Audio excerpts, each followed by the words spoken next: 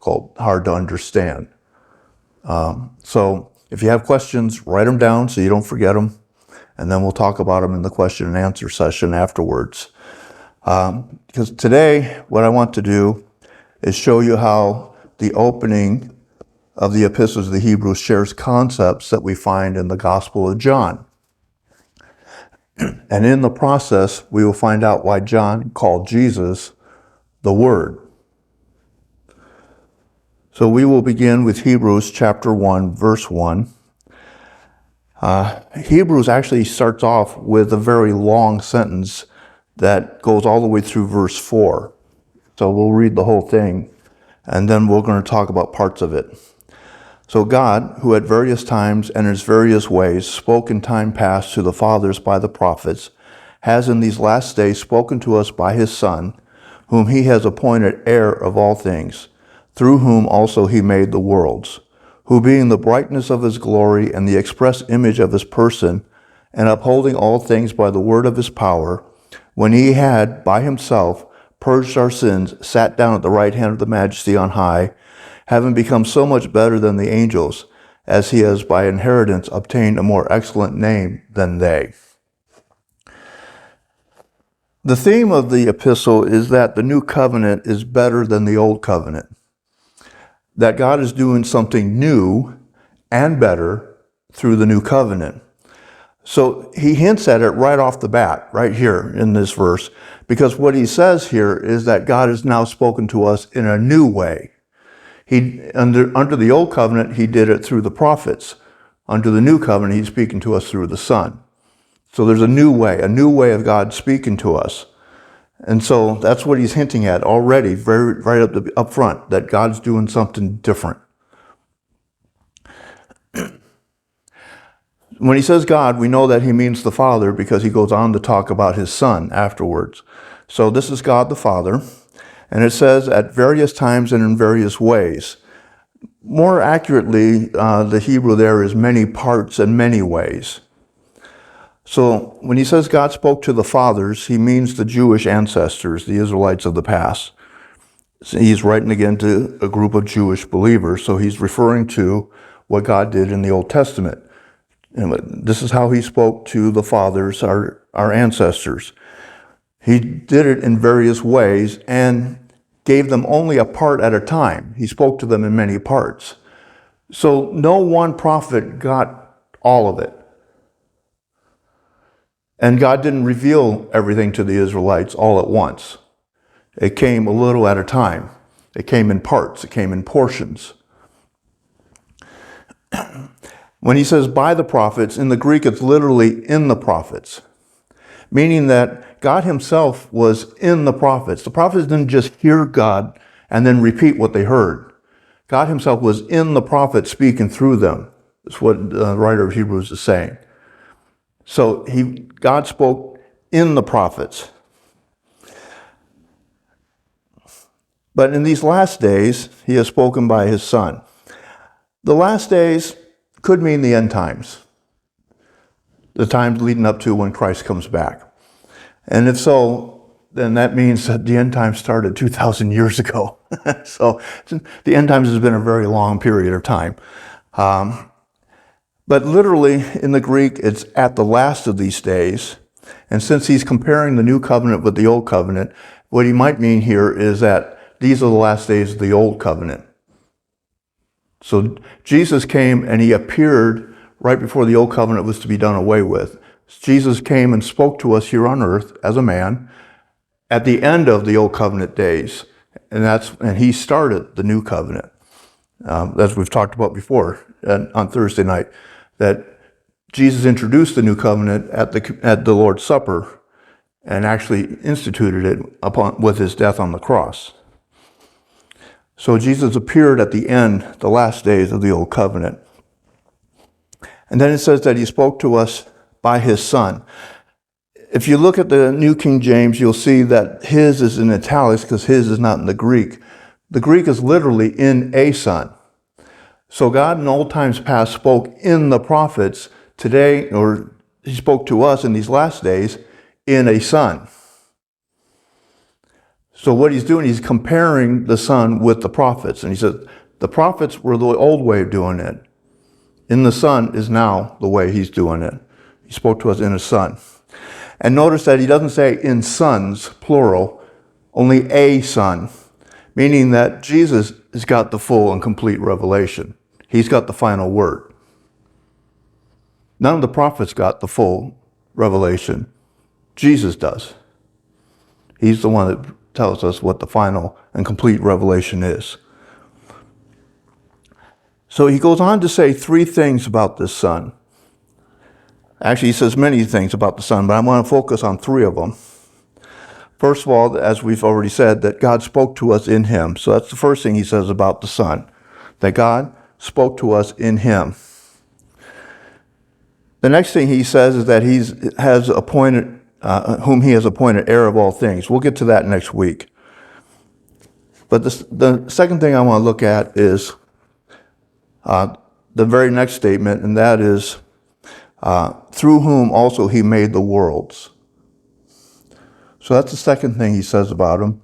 And the third thing is the next, verse 3, who being the brightness of his glory and the express image of his person.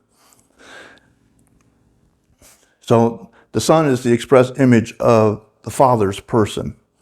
So those are the three things that he talks about that I want to focus on. He says that God spoke to us in him, God made the worlds through him, and the Son is the brightness of his glory and the express image of his person.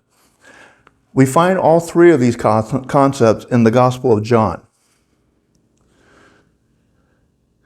So the first thing he says is that God spoke to us in him, meaning that God was not just telling Christ what to say, he was in Christ, speaking through Christ. And Jesus himself says that in John 14:10, where Jesus is talking to the disciples at the Last Supper, and he says, do you not believe that I am in the Father and the Father in me? The words that I speak to you, I do not speak on my own authority, but the Father who dwells in me does the works. So Jesus there is saying, yes, the Father's in me, and the words I'm speaking are not mine. They're his.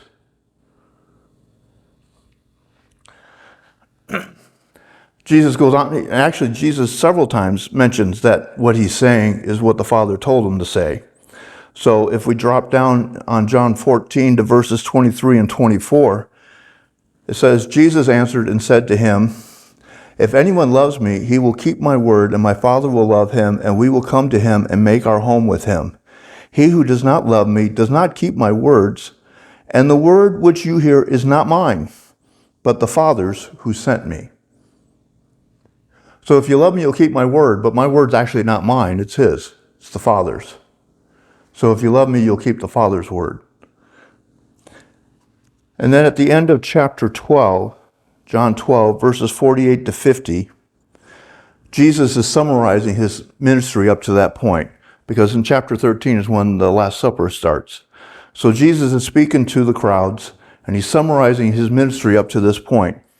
And in verse 48, he says, he who rejects me and does not receive my words has that which judges him. The word that I have spoken will judge him in the last day. For I have not spoken on my own authority, but the Father who sent me gave me a command, what I should say and what I should speak. So the Father commanded me what I'm supposed to say, what I'm supposed to speak. And I know that his command is everlasting life. Therefore, whatever I speak, just as the Father has told me, so I speak.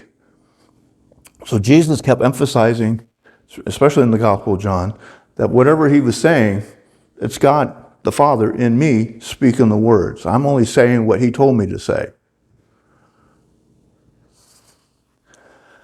The second thing the writer of Hebrews says about the Son is that God made the worlds through him. And again, that's also in the Gospel of John. That's in John 1:3, which says, all things were made through him, and without him nothing was made that was made. So John right off the bat says, everything that was made by the Word, by Jesus. All things were made by him. And then the third thing the writer says is the sun is the brightness of his glory and the express image of his person. The word brightness there more literally means shining forth. He's not just bright, he's shining forth the glory of God. He's sending it out. So in Christ we can see the glory of the Father. And Jesus mentions this in John 17:5. When he's praying to the Father in John 17, he says in verse 5, "And now, O Father, glorify me together with yourself, with the glory which I had with you before the world was." So Jesus acknowledges that he had the Father's glory. And so the writer of Hebrews says that what Jesus is doing is he's shining that forth. And then the writer also says that Jesus is the express image of his person, meaning the Father's person. That phrase, express image, in the Greek is character, which was interesting. So what it means is it's a mark or impression burned or stamped on something else, such as a coin. So if they took a piece of metal and they had a stamp that had, say, the insignia of Caesar, for example, and they stamped that onto the coin, the image that's left on the coin is the character, is the express image of what was on the stamp. The word is also used of the image that's left in hot wax. So, for example, if a king wrote an important document and he only wanted certain people to see it, they would roll it up and then seal it with a piece of wax. So while it was still hot, the king had a special ring that was designed just for him, had his own emblem on it. And what he would do then is press the ring into that hot wax. And the impression that was left there would match exactly what was on the ring. So that's the character. So what the writer of Hebrews is saying is God took his image, his personality, his character, and impressed it on Jesus so that Jesus is the exact image of the Father. And so that's why Jesus in John 14, verse 8 and 9, gives Philip an answer to a statement that Philip makes. In verse 8, Philip says to him, "Lord, show us the Father, and it is sufficient for us." Jesus said to him, "Have I been with you so long, and yet you have not known me, Philip? He who has seen me has seen the Father." So how can you say, "Show us the Father"? You've been seeing him the whole time. All the time that I've been here, you've seen him, because I'm the exact image of him. So the Son spoke the words of God. He created the worlds, and he is the express image of God the Father, so that when you see him, you see the Father. Those are also the functions of the being or force known as the Word, which is why John calls Jesus the Word in John 1:1. So John 1:1, of course, reads, "In the beginning was the Word, and the Word was with God, and the Word was God." The Greek word for word is logos, or logos, which, by the way, does not simply mean a word. Our sentences, of course, are comprised of words, and if we point at a particular word, we can say, well, that's a word. That's not what logos means. It doesn't mean a particular word that's used in a sentence. It means a collection of things. It means a collection of things. So it refers first to a collection of thoughts or ideas. So the word also means the ability to think and to reason.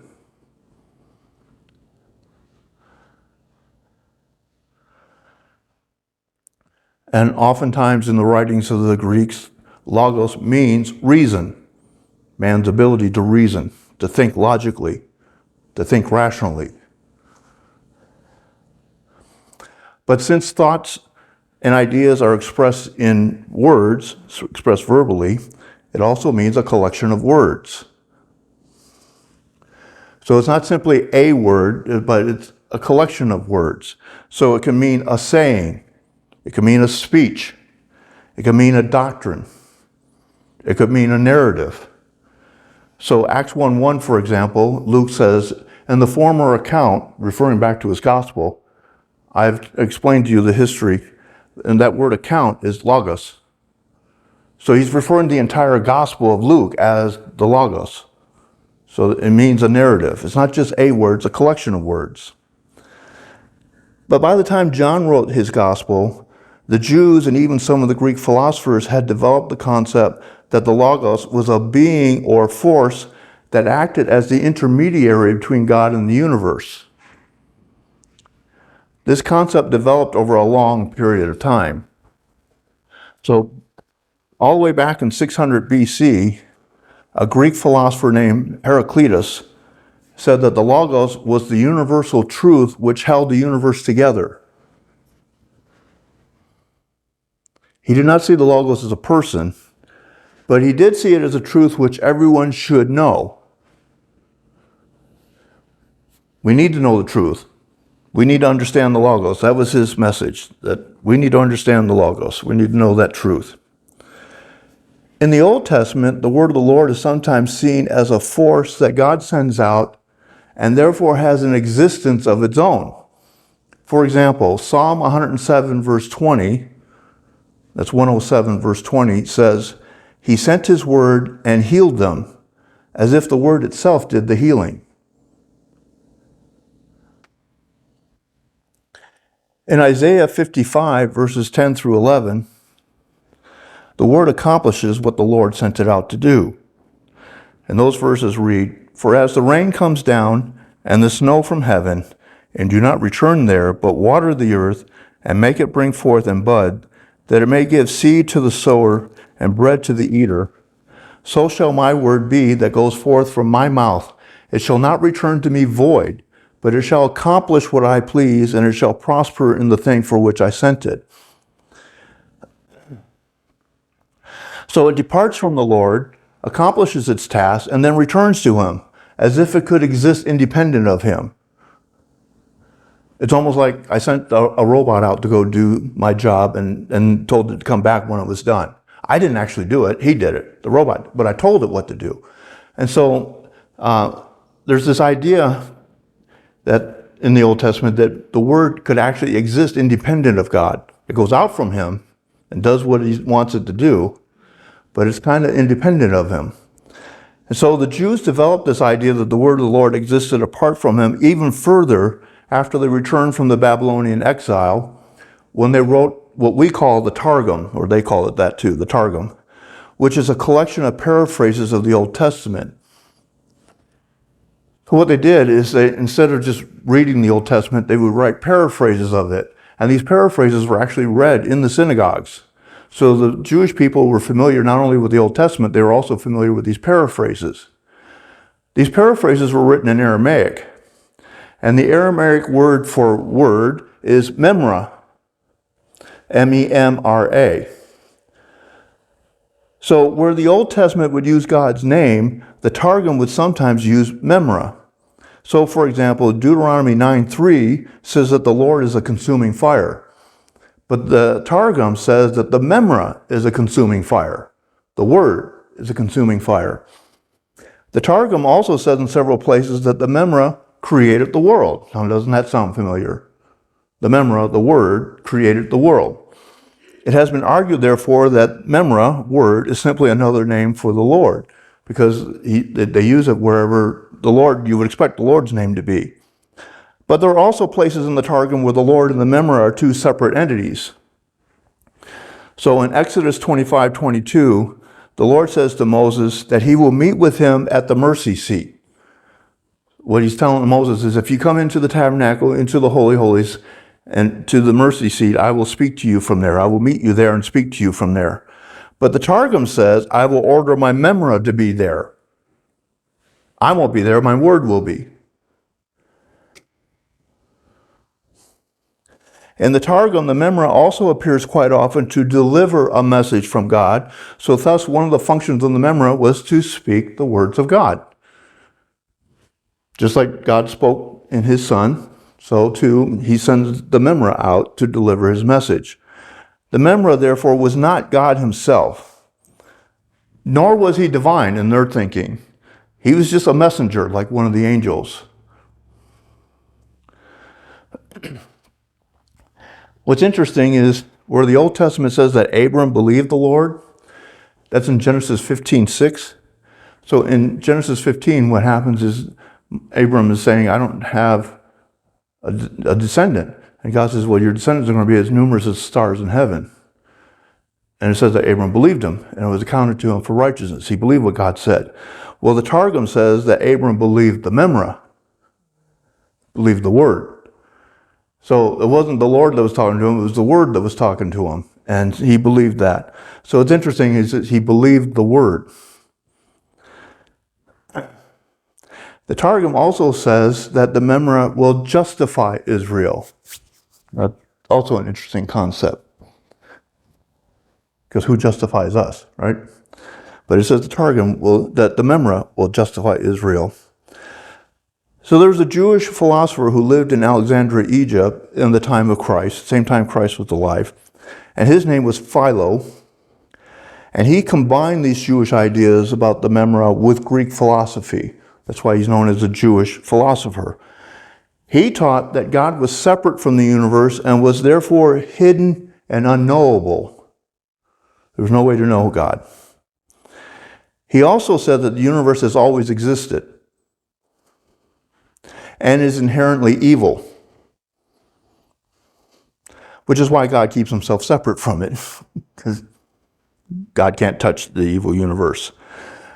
But the universe has a sense of order to it because of God's reason, the Logos. The Logos conceived how the universe should run and imposed that idea upon the universe. The Logos also holds the universe together and makes sure that it operates correctly. The Logos is also the mediator between God and men. Now, doesn't that sound familiar? And can atone for sins and be man's advocate before God. He actually described the Logos as the Paraclete, the intercessor. The Logos is also God's envoy to man, meaning that the Logos reveals the unknowable God to men. So he's the intermediary. He represents men to God and represents God to men. And he also keeps the universe in shape and keeps it running. So Philo even refers to the Logos as the firstborn of God.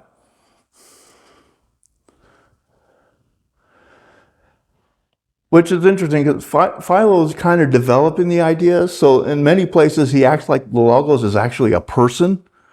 In other places he treats it like it's more like a force, like it's just the way God thinks. But these ideas are out there.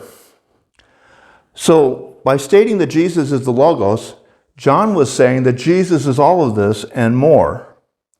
He did not have to explain what he meant by Logos because those ideas were already relevant throughout the culture, and his readers understood those ideas.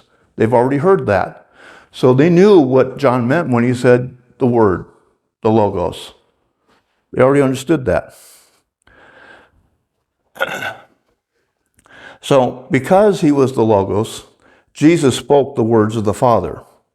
And because he was the Logos, he created the worlds. But he was not a being who was less than divine, like the Memra that the Jews thought. He, too, is God just as much as the Father is. And because he is God, because he has been with the Father from eternity, and therefore knows God intimately, because he has the character of God imprinted on him, because he is in the Father and the Father is in him, he can accurately represent the Father and accurately reveal to us the Father, who is otherwise hidden from us. So what John says in 1:18 is, no one has seen God at any time. The only begotten Son, who is in the bosom of the Father, he has declared him. Notice that he doesn't just say that he's revealed him, he's declared him. He's using words to tell us who the Father is. But because he also has the character of the Father, he can show us who the Father is. That's why he can say to Philip, when you see me, you see the Father. So there's no need for me to show you the Father, because I already am. I'm already showing you. And so that was that's the function of the Logos, is to speak the words of God.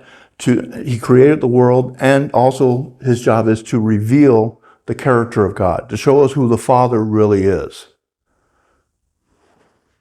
That was one of the reasons Jesus came to earth, was to show us who the Father really is. And that's what John means by calling Jesus the Word, the Logos. All that's wrapped in there. So the writer of Hebrews is saying that because God has changed how he speaks to us, not through more prophets, but through the Son who created the worlds and is the express image of the Father, the old way of doing things, the old covenant, has been done away, and a new way of doing things, a new covenant, has been implemented. He used to speak through the prophets in the old covenant. Now he's speaking to us through the Son. So a new way has been implemented. He ends verse 4 by saying that Jesus is better than the angels. He will spend the rest of chapter 1 proving that statement, and then in chapter 2 he will tell us why that is important.